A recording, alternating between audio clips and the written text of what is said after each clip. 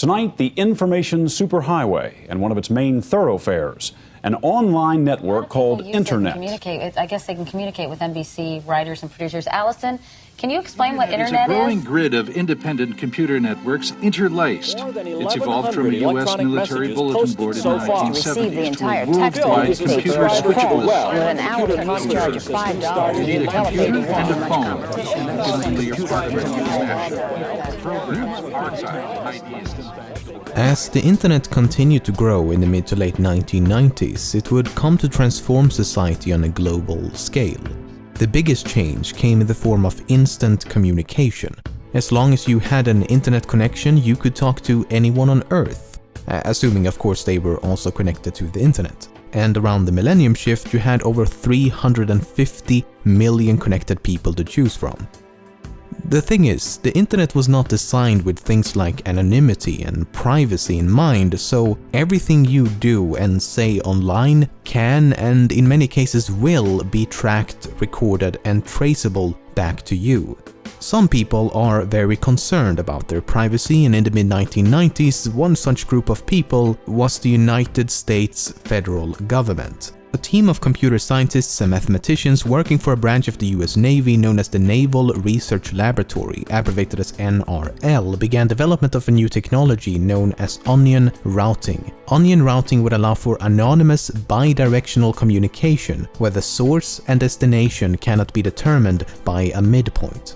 This is accomplished by creating something known as an overlay network. An overlay network is simply a network that is built on top of another network, in this case the internet. So instead of using the normal unencrypted internet, also known as the surface web, your traffic goes through an overlay network. Now, there are many different types of overlay networks, but a network using onion routing technology would be classified as a darknet. A darknet can only be accessed via specific software and/or authorization. In case that was hard to follow, all you need to know is that people working for the US government created a system which will allow for anonymous communication over the internet. However, the people over at NRL soon realized a major limitation. The United States government can't simply run an anonymity system for everybody and then use it themselves only, because then every time a connection came from it, people would say, oh, it's another CIA agent looking at my website, if those are the only people using the network. So you need to have other people using the network so that they blend together. So what he's saying is that for the network to be truly anonymous, it has to be available to everyone and not just the US government. So the NRL was forced to release their onion routing technology to the public. The technology was eventually released under an open source license and became Tor. Tor stands for the Onion Router and is the software you need to download to be able to access this network of onion routers. Today, millions of people across the globe use Tor for a multitude of purposes, everything from innocent daily browsing to criminal activities. And while it is the most popular, Tor is but one amongst numerous darknets. Together, they all make up the dark web. Subsequently, the dark web forms a small part of the deep web. The deep web is everything on the web that cannot be indexed by search engines. It's nothing like the dark web, as most of us use the deep web all the time. If you visit this link, you will find an unlisted YouTube video on my channel. This can be classified as deep web content. I know it's a bit anticlimactic, but yeah, this video exists on the deep web simply because no search engine can find it. Other examples of deep web content includes online banking, Netflix, webmail, dynamic pages, databases, and everything that's password or paywall protected. As you can imagine, the deep web has a lot more content than the surface web. How much more? Well, we don't know, because by its very nature it's near impossible to determine. A paper from 2001 estimated that the deep web is 500 times the size of the surface web. But then again, that estimation is over a decade old. All we can say for certain is that deep web content accounts for the vast majority of the content on the World Wide Web. So to summarize, the surface web is content that can be indexed by search engines. The deep web is content that cannot be indexed by search engines. And the dark web is a fraction of the deep web, consisting of numerous darknets which require specific software and/or authorization to access. Okay, we know what's on the surface web and we know what's on the deep web. But what do we find on the dark web, more specifically the darknet known as Tor? As mentioned, you can use Tor for almost anything, browsing the web, checking your email, posting on forums, instant messaging, watching YouTube videos, you name it. But the dark web aspect comes in the form of hidden services. A hidden service is essentially a website that can only be accessed via Tor, and the address for a hidden service will always end in .onion. So if I attempt to access this hidden service using Google Chrome, nothing happens. It will only connect using specialized software such as the Tor browser. This is the dark web. Well, one site on the dark web. This specific site is known as the Hidden Wiki and attempts to list as many publicly known hidden services as possible. Facebook operates a hidden service, the search engine DuckDuckGo is another. But this is about as far as I will go, because there is definitely a darker side to the dark web. Anonymity attracts a vast variety of people and can be used for both licit and illicit purposes.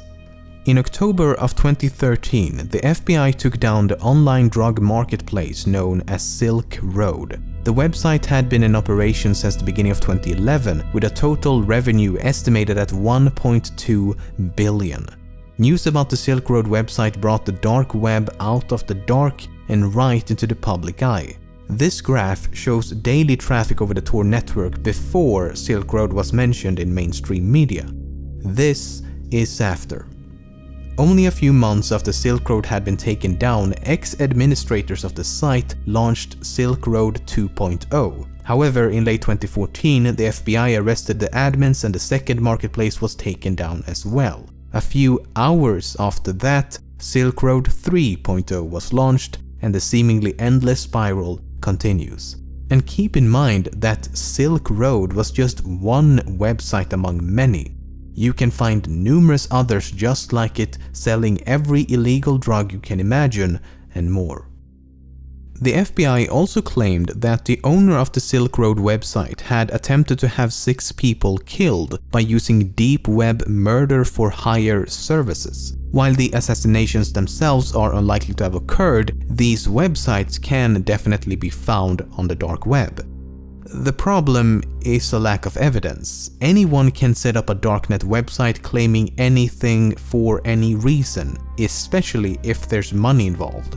One such website was recently hacked, and several emails by the admins would suggest the website is indeed a scam set up to make money. One message reads, "We receive orders to kill people from all over the world. However, our site is fake and we don't have any hitmen. We forward the orders to police departments where the targets are located." And in yet another email, they bluntly state, "This website is to scam criminals of their money." Then again, this supposed hack could have been faked as well, so there's no way to be absolutely certain. Unfortunately, the dark web has some much more depraved and gruesome extremes.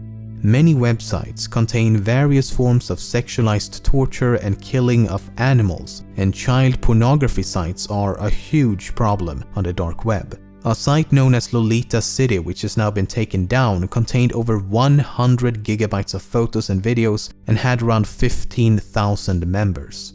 Another website known as Playpen was taken down by the FBI in 2015, which may have been the largest child pornography site on the entire dark web, with over 200,000 members.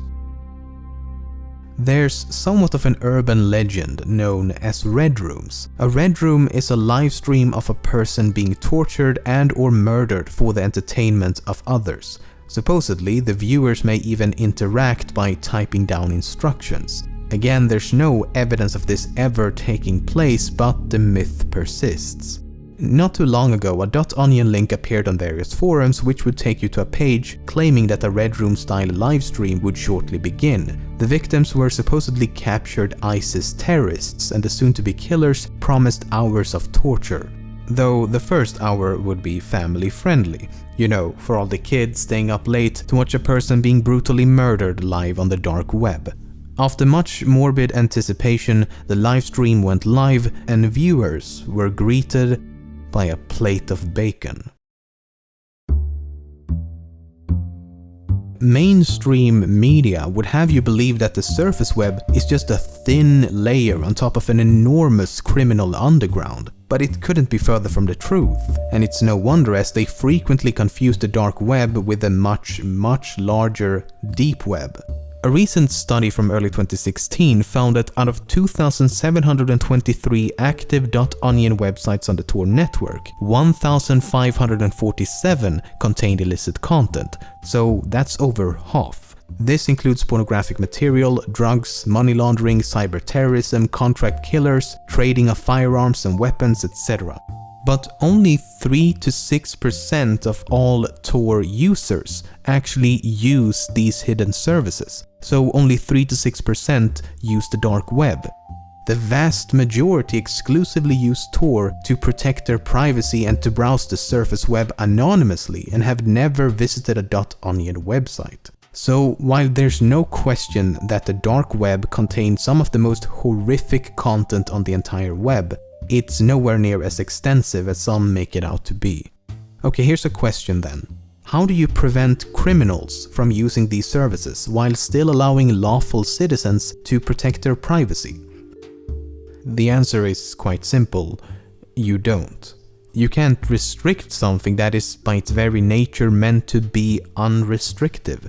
That's the problem with anonymity. Anyone can do or say anything, so we have no choice but to take the good with the bad. Even if law enforcement agencies had the ability to shut the entire network down completely, they wouldn't, because the US government need Tor as much as anybody else.